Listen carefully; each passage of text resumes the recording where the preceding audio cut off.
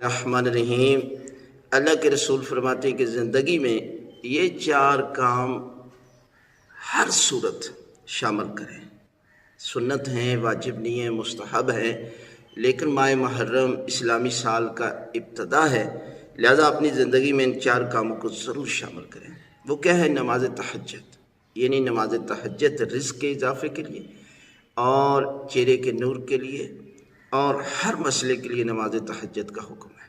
اس کے بعد مسواک کرنا، یعنی ہر نماز سے پہلے مسواک کرنی چاہیے۔ ایک نماز جو مسواک کے ساتھ ہے، برش کے ساتھ ہے، اس کا اجر 70 گنا ہے۔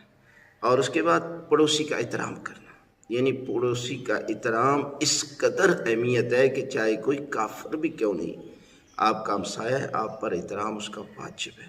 اور چوتھا ہے اپنی بیوی کا احترام، یعنی لوگوں کا تو آپ احترام کرتے ہیں، اپنی بیوی کا بھی احترام کریں، اس لیے کہ اگر یہ کام نہیں کرتے اپنی بیوی کا احترام تو بڑے سے بڑے صحابی بھی فشار قبر سے محفوظ نہیں۔ لہذا ان کاموں کو زندگی کا معمول بنا لیں، ہر روز ماہ محرم کی ابتدا میں پورا سال آپ جاری رکھیں۔ خداوند عالم آپ کے گھر میں، آپ کے رزق میں اضافہ فرمائے۔